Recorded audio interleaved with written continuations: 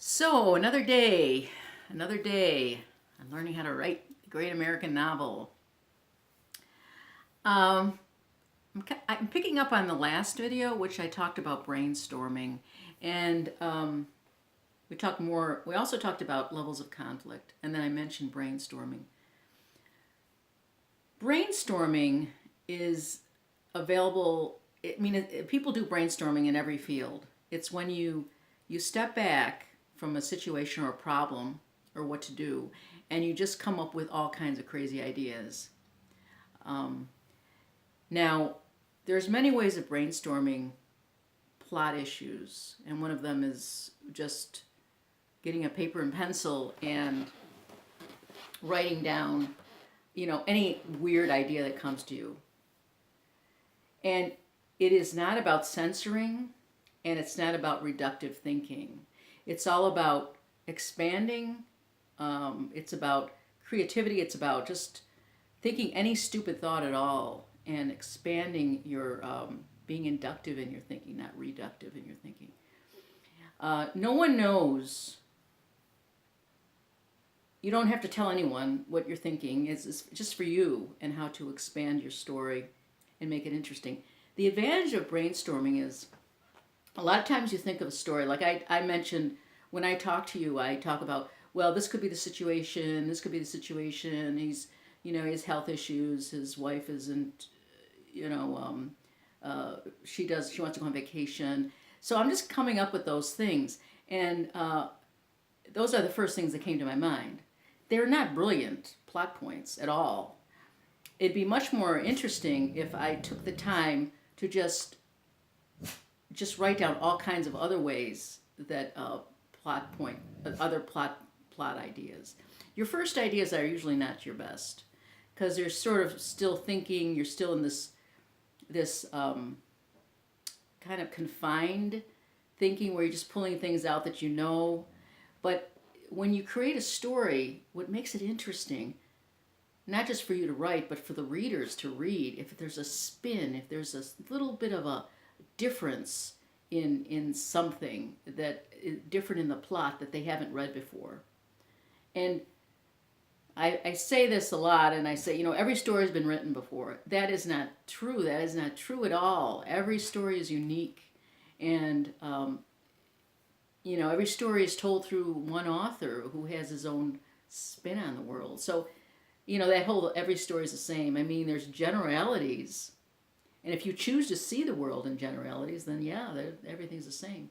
But, everything is different, really.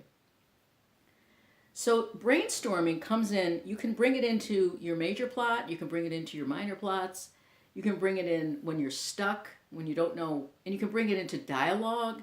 You can bring it into how characters react to another character. At every point in the story, you can step back and take the time to consider many other ways of reacting or where the next sentence will lead. And that's what's going to make your story different and a step above the rest. When you think of the movies you love or the books you love, you'll see that that's what's happening. That there was something about it that was just twisted a little bit. It was a little different, and which made it special, and which surprised not only you but surprised the reader. So, brainstorming, and the thing about brainstorming is it's a lot of fun because it's very freeing, and once you get used to doing it, it becomes not only freeing but a lot of fun. So when you have this story underway and you're feeling like, well, what's going to happen next? Brainstorm. Think about all the possibilities that could happen next and spend some time. Now, the other thing I want to talk about just briefly, because I just did a walkthrough of this Greenwich Tarot deck, which is a tarot deck. So I've been using tarot. Now, I'm going to put a link to I have 3 storyboards that I did with a tarot deck, with the Fountain Tarot. And I'll put a link on with this. The other thing about, you don't have to use a tarot deck, but tarot decks are really good for this, is if you're having trouble brainstorming, you could just use images and just pull a card and say, well, what's going to happen next with this character? And just pull a card and then tell a story to say, well, how is this going to change? Well, he's going to go to a dinner later on, and he's going to meet this older guy who looks happy, but is he really happy? I mean, this is, very simple. But the card could be an inspiration to you. You don't have to know anything about tarot. You could just look at the card and say, oh yeah, I'm going to have this happen. Could be any deck. Or I could have this happen. This is a happy guy having a drink. So cards are useful for that. I think if you look at my the series I did with Fountain Tarot with the storyboarding, you might find that interesting.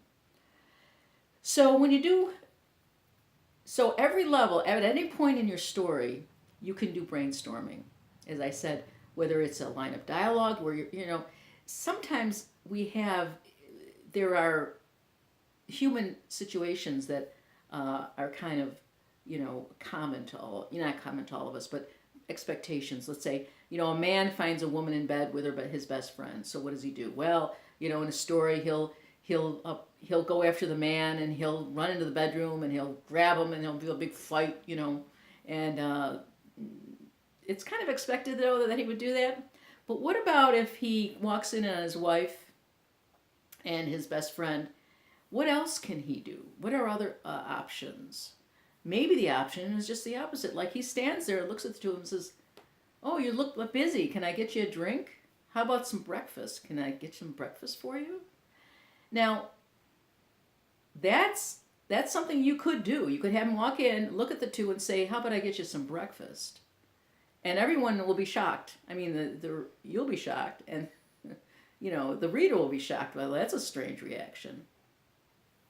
And so it's unexpected, and that's what makes stories great. Is when you get these little twists in there, and so so you follow it through. So he goes and gets the breakfast, and of course the two of them are like, it puts them off. It puts them off. The two of them are all of a sudden. First they were, you could tell they were kind of, the guy wanted to get out of there. She was sort of embarrassed. And then he's offering him breakfast. And then you could go to what happens after that. So, maybe they just, stand there. Maybe the guy tries to go away, and the guy could keep talking about, how do you like your eggs or something, So that kind of thing. It's taking it. It's something you may not even be comfortable with, but you're going to try it out. You're going to put it on, see if it works, put it on for size, see where you can take it, where it can lead after that. Brainstorming could be in dialogue. Could be, you're sort of stuck. You're going, when you're writing dialogue that's sort of flat. And you can do that with dialogue as well, as far as, you can do it with anything. You can do it with setting. You can do it with dialogue. When you do setting, setting is anything that you can see visually. It's sort of, the light and the window and, someone sitting down and just, little snippets of setting. But you can also brainstorm what you choose to focus on, so that can change too. You can take, you can just take, I like doing settings that are, rather than global, very specific, that sort of mirrors the mood. Like if you're in a conflict in the scene, then maybe the character will look down and see a cup of coffee, and I will just make that coffee cup. He doesn't drink coffee because it upsets his stomach, and he wants to take that coffee cup and he just wants to throw it in the person's face and get the water. He just wants to do something with that coffee cup. So there's a lot you can do with setting as well. That's not normal. That when you brainstorm, you'll see the options, the other options you have.